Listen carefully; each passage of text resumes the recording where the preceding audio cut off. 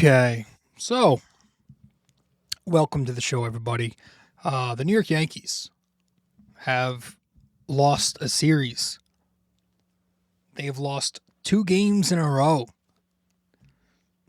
to make it a really bad stretch of games for the fans. No, I mean, it was bad. It was a really bad, really ugly, disappointing, uncharacteristic, sloppy, lifeless series, all the buzzwords you want to use. We'll get into it all. Um, but I still want to remind the people that this team is still over 600 by win-loss record. They are still in first place in the American League. Still first place in the American League East. Still first in the American League. Still a top 5 offense by all the important metrics, runs, OPS, WRC plus. Still a top 5 pitching unit by all the important metrics, ERA, FIP, expected FIP. They still hold the best run differential in the American League by a wide margin.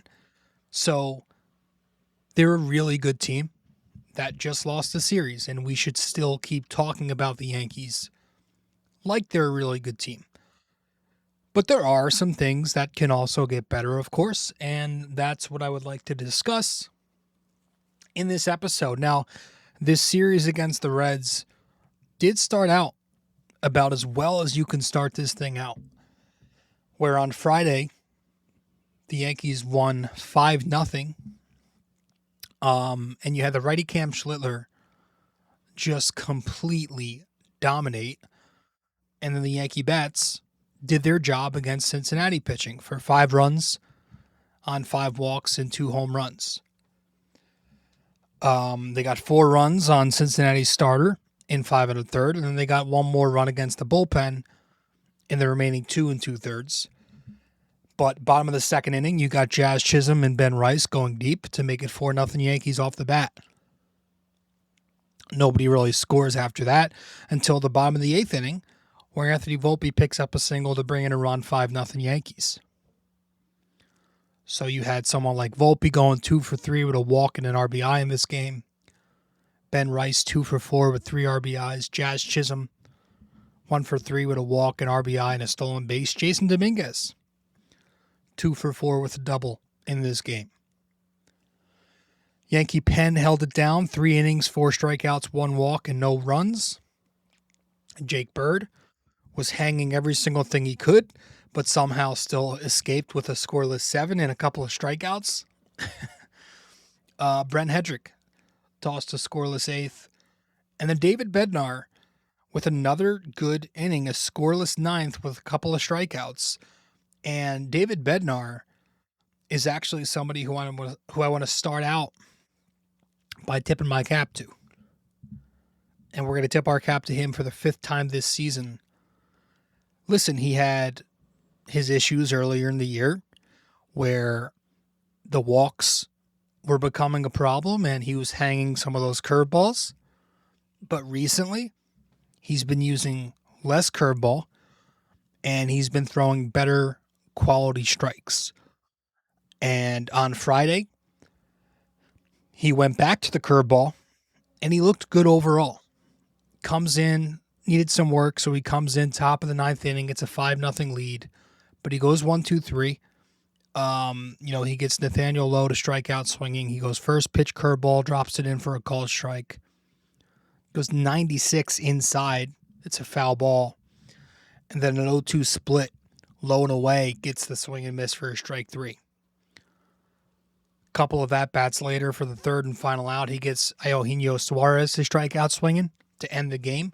He flashed a few more curveballs in that at-bat, went to the 4-seamer, and then he went to the splitter on top of the plate to induce a swing and miss and end the game.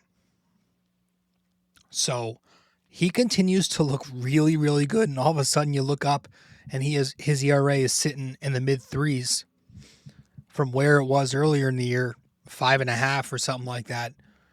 it's good, right? And so all of a sudden, the people who kept telling you trust the process with a great relief pitcher like him, just like a lot of good people, a lot of smart people told you to trust the process with Trent Grisham.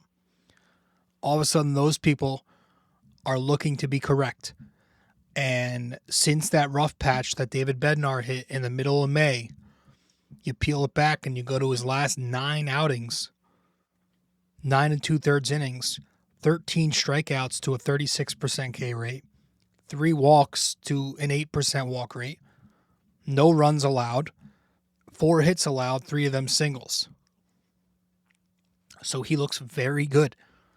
So besides some of the walks and some of the hangers, he continues to do everything that he needs to be doing and everything that he's done all year, which is miss bats, get ground balls when he doesn't miss bats, and induce soft contact. So David Bednar, who I was never super concerned about, is starting to turn things around, and he looks really good, and that's so important for this bullpen because it's a bullpen that can get a little tricky, but with someone like Bednar pitching the way he is, and with what you're getting from Brent Hedrick and what you're getting from some of the other guys who've stepped up, like Fernando Cruz this year, as volatile as he can be, Tim Hill, I do think will be okay. I know there's stuff about Camilo Doval, and we've spoken a lot about Camilo Doval in the last couple of episodes. I don't want to get into the same thing again, but there is still some upside here in this pen, and it's a bullpen that's still 8th in ERA, that's still 10th in FIP, that's still 10th in strikeout per walk, and it does get a lot of ground balls. So sometimes that's going to end up in just piss poor luck for you because you throw a sinker low in the zone or you throw a changeup away that avoids the barrel. That's going to be a ground ball, but sometimes those are bleeders. Sometimes those will dunk in. Find a hole. And for Bednar, the results are now starting to match the process. So I'm happy that he's figuring it out. But to start this game was a gentleman known as Cameron John Schlittler, a guy we call him a lot of nicknames, right? Cam, Schlitty. Well, he was absolutely dominant, probably the best pitching performance of his regular season career. So I'm going to tip my cap to him for the 8th time this year. Just absolutely remarkable stuff, what you saw from Cam in this game. 6 innings, 13 strikeouts, no walks, no home runs, no runs. He is just impressing me more and more every single time out. And we say this every time we talk about him, but I'm going to say it again just in case we have new listeners. He's so difficult to hit. Like when you look at the 194 batting average against, and when you look at the walk rate that's less than 5%, there's a reason for that.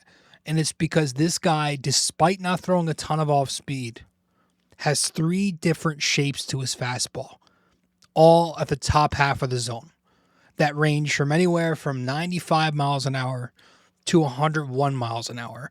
And they all come from very similar arm slots. But he will cut the fastball, and at times it'll look like a hard slider with the amount of great late break that it gets. He'll put some tail on it. He'll ride it. He'll sink it. Just different directions, and it doesn't break until last second. So you have to figure out what the hell it's going to be if you want to try and barrel it. And if batters do eventually catch on to it, that's when he'll drop in the breaking ball. He'll go slider to a lefty. He'll go curveball or slider to a righty. He'll go curveball to a lefty. It's so impressive watching him pitch. It really is art. He's just got, and it just looks so effortless from him because he's got this slow, very deliberate delivery, good mechanics, easy release. His hips are closed off, then he explodes. Pause. But he just looks phenomenal every time out. And in this game, again, 13 strikeouts.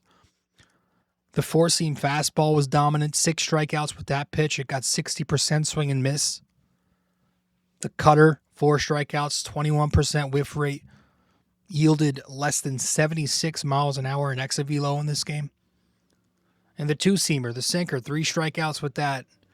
23% whiff rate, and a negative 5-degree launch angle. So that thing was getting pounded into the dirt. So, everybody is talking about Cam Schlittler and how incredible he's been, and he has been incredible. He's got an ERA in the 170s. He's got a K rate about 30%. He's got a walk rate, again, below 5%. He's been incredible. And they're mentioning him as a Cy Young candidate, as the Cy Young favorite. At what point do we get to where we start talking about this guy as an MVP candidate? And I know that's more difficult for pitchers to win than it ever has been in today's game, but it's happened. You saw it. Was it Verlander who did it last? And you just get to a point where you can't really deny this guy, at least to be part of that conversation with the numbers he's putting up and how he's consistently going out there and dominating. And he's had starts this year where he hasn't had it, but you look up and his final line is still a quality start. The guy is just legitimate. He's my favorite player to watch on this team. And I'm just so happy that he's developed into what he's been. So I tip my cap to him for that performance on Friday night. And then Saturday came.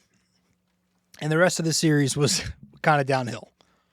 The Yankees lose to the Reds 10-2 on Saturday. You had the righty Warren against the lefty Abbott.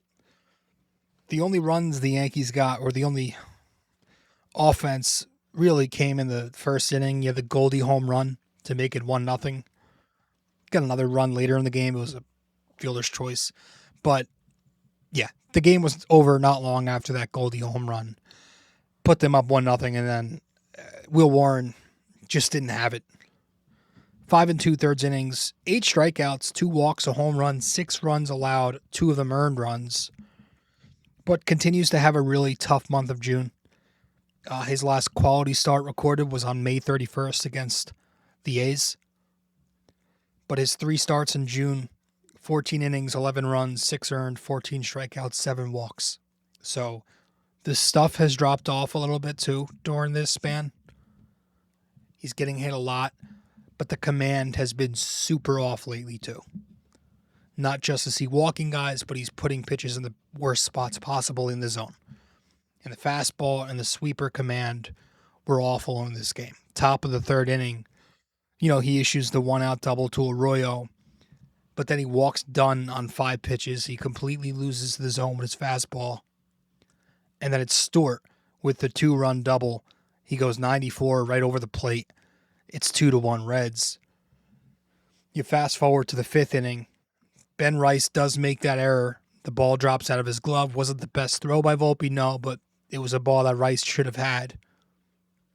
So that kind of takes away the blame, at least statistically, but he didn't pitch well after that. You get to Bleday, the 1-out double by Bleday. He hangs a sweeper to him.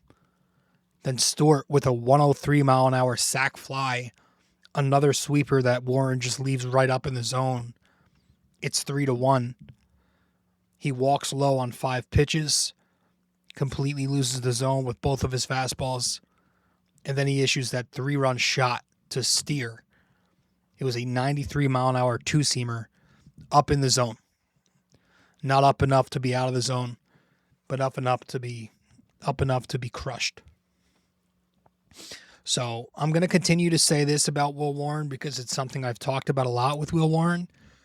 His sweeper is a good pitch. Like, characteristically, it breaks a lot. It gets a lot of whiffs, but it's got very poor numbers because he loves using that sweeper right on left, where when you're right on left and you're throwing a sweeping breaking ball like that, you are prone to hanging that because you're going into a righty where that pitch is going to start on the outside, and if you don't locate it, it's going to hang right in the middle of the plate by the time it reaches the plate.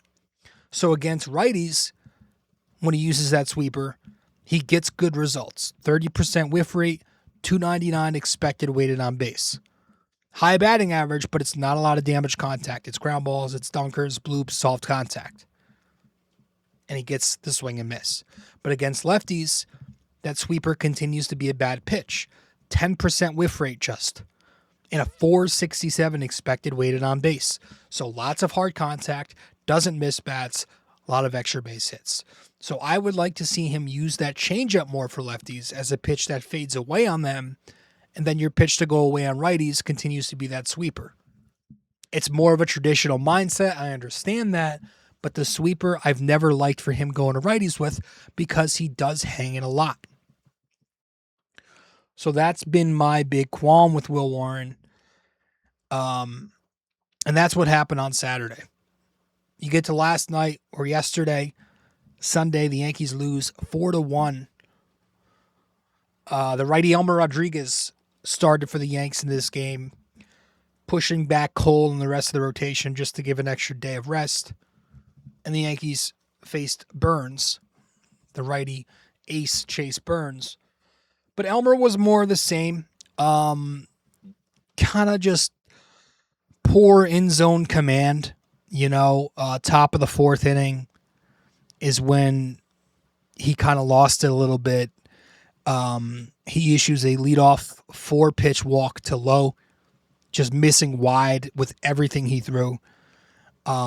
Then he picks up 2 very impressive strikeouts using the curveball as the put away pitch. But then he gives up the Marte single. It was a 2-seamer above the waist, but again, in the zone. And then Stevenson with a 3-run home run, the backbreaker, just a 4-seam fastball, middle of the plate. So I think that both of his fastballs absolutely have to improve command for him to make it in the big leagues, because he's got the off-speed stuff to get some swing and miss, but if he doesn't improve the command on his 2 fastballs, it's going to be trouble for him. The stuff is really good, to where I think there is some upside, maybe as a back of the rotation arm or somewhere in the bullpen. Kind of reminds me of Max Fried in a way, Sandy Alcantara in a way, where he's got good stuff, lots of ground ball potential, but maybe some swing and miss upside too because of his secondaries. The slider gets crazy break, over 17 inches of horizontal break on the slider, so he goes away on righties with that pitch. The changeup's got some very nice depth to go away on lefties with. I think the curveball's got potential. The 2-seam's got some nice velocity, some nice action on it. But the shape to the 2-seam and the fastball and the 4-seamer are not the best, to where he can't continue to command it the way he's been so poorly. But if he does fix the command, he's got some good movement, got some velocity, tough arm slot, interesting delivery to make it tough to pick him up, to where there might be something there. So he goes in total 4 innings, strikes out 4, walks 2, gives up 3. The bullpen. Tim Hill, Tim Hill, Paul Blackburn, Brent Hedrick, Fernando Cruz, they all navigated through 4 scoreless. It was kind of unimpressive. There was just no swing and miss. They got no strikeouts between the 4 of them. I think Chase Blackburn was a New York Giant back when I used to watch them. I think that's why I said that. And then Camille Doval got the 9th. I'm not going to lie. I know the popular thing to do right now is to blame him for that 9th inning. If you watch that 9th inning, there was some bullshit luck in there. The ground ball up the middle that should have been made by Jazz. The bloop double to right field that Dominguez couldn't track. So there was a lot of poor defense in there. He also did leave that cutter middle of plate to lead to a hard hit double, but he struck out 2 batters. There were some bloops. There was some bad defense. I did not think that was a Camilo Doval bad outing, which we've seen this year. And again, I don't want to get too deep into the Camilo stuff because we've talked about it, but there is some luck to his issues, as well as some things he needs to do better. So yeah, that was it. Your only offensive production was the Ben Rice home run in the 3rd inning. So that was that for yesterday's loss. Now, I do want to tip my cap to Ben Rice because I thought he was the best position player of the series. So I'm going to tip my cap to him for the 7th time this season. Just when you think Ben Rice might be hitting a little bit of a skid and slowing down a bit, he does things like this, right? Where he goes in this series against the Reds at Yankee Stadium, 4 for 12 to a 333 average, 2 homers, 1 walk, 4 RBIs, 2 runs scored. Some big hits too, right? But on the season, he's clearly been the best first baseman in the American League, despite what the fan voting is. And I know some of the results are coming back today. I'm not really into the all-star stuff. I shouldn't probably say this out loud, but I don't vote. It's just never been something I care about. But here are his ranks. And this is in the MLB. Forget the American League. This is how good Ben Rice has been in the sport. Among first basemen with at least 100 plate appearances, he's first in WRC+, first in home runs, first in slug, fourth in OBP, and third in expected weighted on base. So he just continues to do what he's been since becoming a major leaguer, which is hit the ball hard, hit it on a line, hit fly balls. The pull side power is there. He's not chasing. He's walking a lot. He's swinging at strikes. And there's just no wasted movement in that swing. He gets right to it and crushes the ball damn near every single time. So Ben Rice is my all-star first baseman if I care about that stuff. But I know the country of Canada is trying to get a mediocre first baseman in over him. So whatever happens there, again, happens. But, this Yankees team lost a series. And whenever they lose, the world is ending and the philosophy is suddenly incorrect. And they got to make trades and do this. And trade season it's not even coming up because, it's in August, right? Early August, late July, I think. But people love to talk about this stuff. And I'm not going to try to spend too much time talking about the trade deadline because I find it unbelievably exhausting. Like every single year, it's the same cycle where there are rumors and there are fake rumors and there are people arguing over fake rumors. And there's always this one player that's taking the headlines and everybody's acting like this has to be done. And then everything changes 48 hours. Sometimes I wish people would collectively turn off their ADHD for a month and wait until actual late July before we overhype this stuff that might not even happen. Now maybe it's just the kind of person I am. I am the type of person that absolutely hates looking that far ahead with everything in life. I like to stay in the moment. We are in June and people are acting like we are in August. And it drives me insane how much energy gets spent talking about things like this that aren't happening right now. So obviously the big headlining name right now is Tarik Skubal. Again, I do not really care. If it happens, great. If it doesn't happen, great. He's obviously the best starting pitcher in baseball when he is right. But there are risks to it too, right? There's the injury risk coming off the elbow procedure that he just had.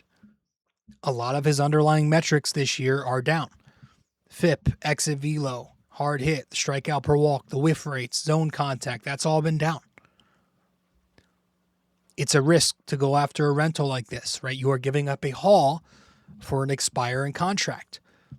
Me personally, if the price is too high, and I'm not going to get all too deep into that, but I would rather just go with the insane starting pitching depth that the Yankees already have and then just pay Skubal in the winter when that comes to it.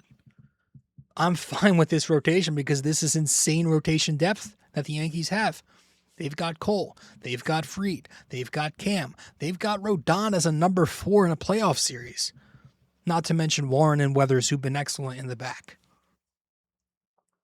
So, George Lombard, is it going to be him? That is pricey, especially considering the shortstop situation, the third base situation, even second base with Jazz coming off a contract year.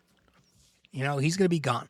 So, you have to think about that when you're talking about handing over Lombard. And I don't know. I would rather save assets for actual necessities. But if there is something there that makes sense to get Tarik Skubal, then yeah, of course I would get Tarik Skubal. But I'm not going to talk about this stuff until I actually see stuff materialize and actual concrete things happen. Because it's all just speculation. I'm not going to make up proposals and stuff. right now, I think the Yankees' focus should be adding some velocity and adding some swing and miss to the bullpen. That's my number one focus. It's been my number one focus really since the offseason, to be honest. That should be a focus. And I think another focal point should be adding a right-handed catcher to help platoon Austin Wells. Whether that be a, Kyle Higashioka, a Jonah Heim, or somebody as big as Ryan Jeffers, which has been, a big one among the fan base. I personally don't think this is the most important thing that we need to spend assets on. If it's someone like Jeffers, the price is going to be high. I would rather save those assets for the bullpen. And apologies for if you can hear the rain in the background. I've got my window open.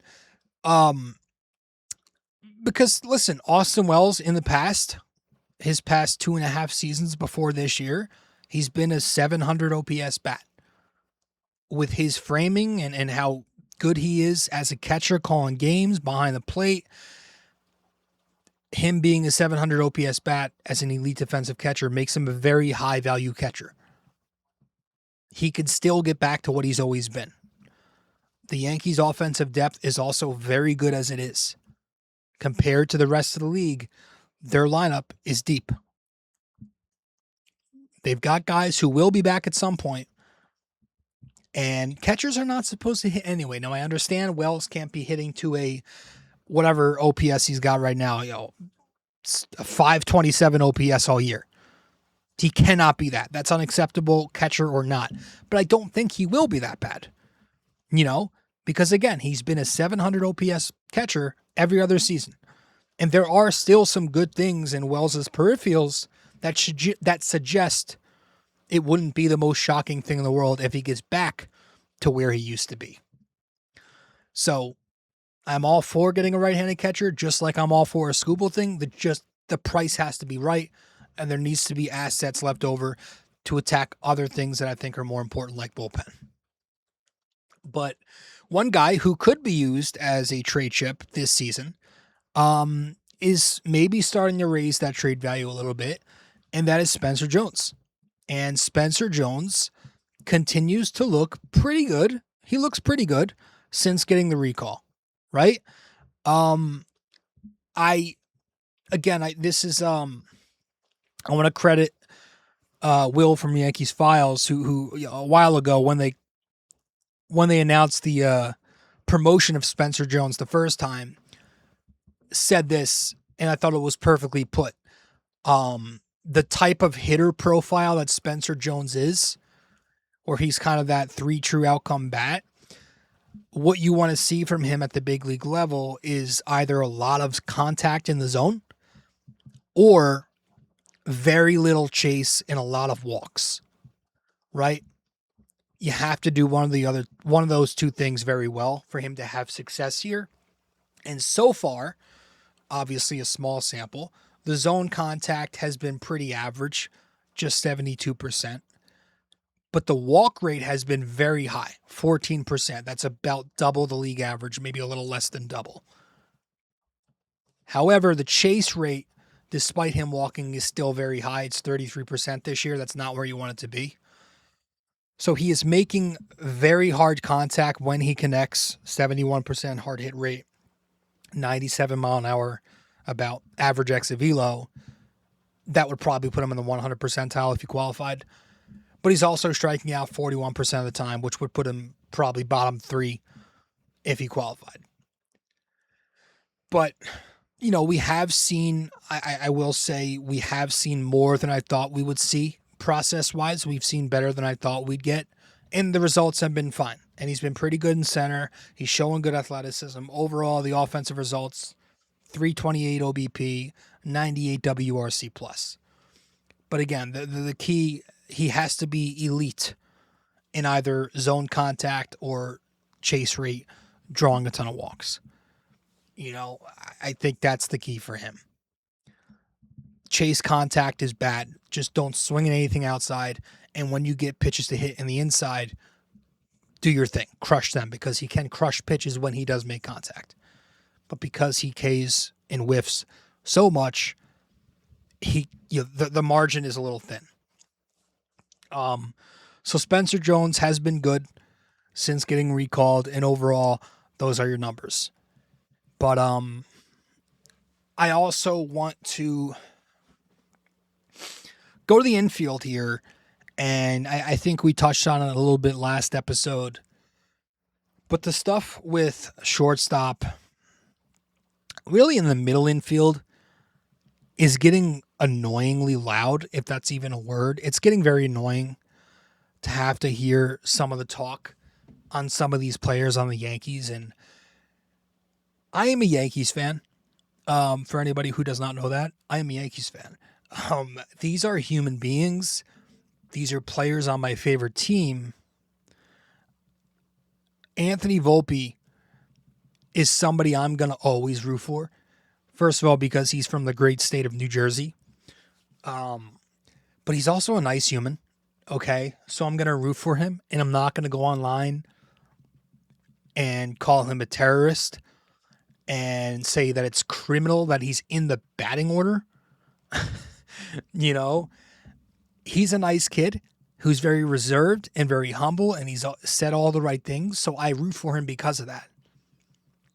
I'm a Yankees fan, so I root for all 26 players on the active roster, whether they are good, whether they are bad, whether they are average. And I think Anthony Volpe, so far in his major league career, has been closer to average than bad as a player. And I'll take it a step further, and I say this year Volpe's been pretty good so far. And I'll take it a step further than that, and they're not going to like hearing this. The half of Twitter, I guess, or social media, I think Volpe's looked a little bit better than Caballero so far. I think that he has. He is walking more. He's shown more plate discipline in the last calendar year. And he's got more power than Cab when he leans into pulling the ball in the air, which Cab will never do as much. I think Volpe has the power. He's got the plate discipline. And he's got the youth on his side compared to Cab. I think at shortstop, he's been pretty fine. Maybe slightly worse than Caballero.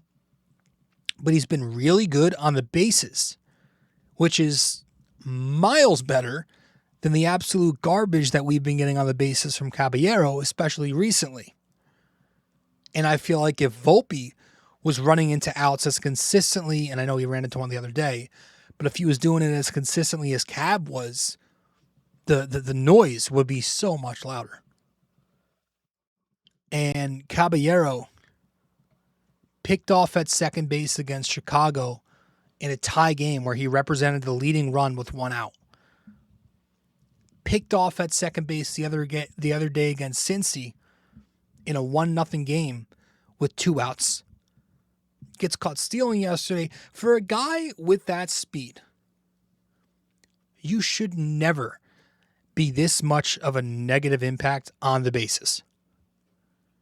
There's no need for him with that much speed at second base in scoring position where you can score from a base hit to be doing what he's doing out there. Where are you going? You're in scoring position. You don't need to dance. You don't need to do all your things. And it just seems like Caballero's entire game is based on gimmicks and slap hitting and these pitch clock violations where he tries to steal a pitch, etc. And I think what Volpe does, where he's walking and it'll bring you occasional power, I think that's much more sustainable. Although neither are very good, I'll say that again, so far this season, Volpe's got a 115 WRC plus to Caballero's 104. Volpe's got a 371 OBP to Cab's 320. Volpe's slug is just 371 to Cab's 410, but Volpe does have a 323 expected weighted on base to Caballero's 288. Basically, that's a stat that just measures a hitter's offensive performance based on the quality of contact, exit velo, launch angle, and their plate discipline, walks, strikeouts, rather than actual results like hits or outs. It's just used to estimate how sustainable a player's performance is by focusing on the underlying process instead of things like short-term outcomes that could be influenced by luck. So, with that said, Volpe is on a 4.6 F4 pace per 162, Caballero 2.8. And I like Caballero. I think he's okay. It's just insanely odd to me how abominable the Yankees fans' takes can be because it's based off these old school beliefs or just complete nonsense.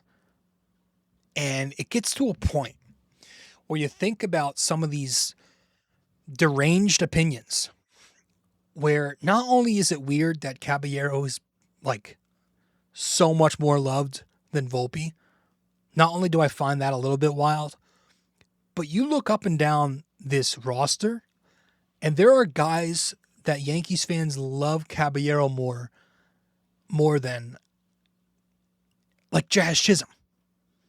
That's kind of crazy to me. Like there's a general consensus out there that Cab is more of a fan favorite than Jazz freaking Chisholm, who's been a top second baseman in the American League all season, and since being a Yankee has been a top second baseman in the sport.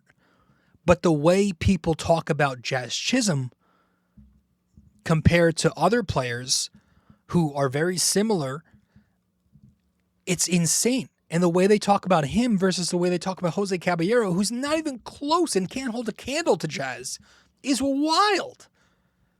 You know, and Jazz Chisholm is really good. I don't know if Yankees fans know that, but they're getting a really good player in him. And I know that he started the season very poor offensively, where in his first 21 games, he had a 498 OPS, and that hindered his overall numbers. But in his last 52 games, which is more than double 21, he's got a 250 average, a 332 OBP, an 11% walk rate, a 473 slug, and an 805 OPS. Exactly what he's been for you. But the best part of what Jazz Chisholm has done in those last 50-something games since April 21st has been the sustainability in his process. That's what's coming around. Where you look at his hard hit numbers, that's on a trend up. You know, you look at his walk rate, like we said, his chase rate's been on a trend up. His barrel rate has been on a trend up, which is big for him. That's a big part of his game. His pulled air rate is on an upward trend. The expected weighted on base is on an upward trend. That's all been trending up since that late April series against Boston. And that's what I like to see. And that's just at the plate. Because he's been very good on the bases. He's been good at second, although depending on what metrics you look at, you can twist it. But I don't feel like he's been that bad. I feel like he's a very good second baseman. Regardless, he's on track for another really high WAR season. So these made-up narratives, I just think, stem from these old school fans, these old men who believe in these, like, again, I'm gonna shout out Yankees Files here, Will from Yankees, who calls it astrology stats, like runners in scoring position or situational hitting. I don't buy that crap. I don't really buy that the situational hitting thing. I think at least results-wise, that's so random. I say keep going up there and do your process because your process has made you a top run producer at your position since becoming a Yankee. Where Jazz Chisholm's process, he walks a little bit and he hits some home runs. And that's optimization, right? Get on base and do it with a lot of damage. He does not need to shorten up. He does not need to slap it the other way because that doesn't guarantee success. More often than not, it doesn't get you anywhere, to be honest. That's not sustainable. You're relying on soft contact to find a hole. That's not going to work over and over and over. You know, that stuff only gets praised when it gets you something. You know, this idea that everyone needs to be Bellinger and shorten up and slap base hits to right field like October becomes a suddenly different game is crazy. You know, you need to be Belly in the playoffs is what somebody told me on Twitter last night. Then why didn't Bellinger hit in October last year? Why hasn't he? Nothing changes when the calendar changes. The game of baseball is still the same. Nothing magically changes when you flip from September 31st to October 1st or 30th. How many days is September? I don't fucking know. But whatever got you to being a good hitter remains the same. Do you think Giancarlo Stanton shortens up and slaps base hits the other way and tries to be this contact hitter in these situations? No! Giancarlo Stanton swings to hit the ball very hard and generate power. And how has he been in the playoffs for them? Everyone has their approach. A short sample of games, 5-game series, 7-game series, will generate all types of results because it's a short sample of games. Anybody can go 3-2 against another team in a 5-game set. Any hitter can get hot, any hitter can get cold. Keep doing what made you good for 162. Keep doing that for the, however many games you'll play in the 1 month postseason ball. So I don't think Jazz Chisholm is some issue. I really don't. And I think a lot of the conversation around him gets ugly. And some of it is beyond baseball, which I don't want to get into on this podcast. But there's some disturbing, uncomfortable stuff sometimes when it comes to Jazz. And I just think Yankees fans need to lay off and just appreciate a very good team when they get one. And right now they're getting a very good team with lots of very good players. So maybe we should relax. But with that said, a down series is a down series, and the Yankees have to bounce back, and they've got Detroit this week. They've got Detroit, and then they've got Fenway. So we'll see what they do. Hopefully they win. Garrett Cole on the mound tonight, and I will see you all after this Tiger series. Go Yankees.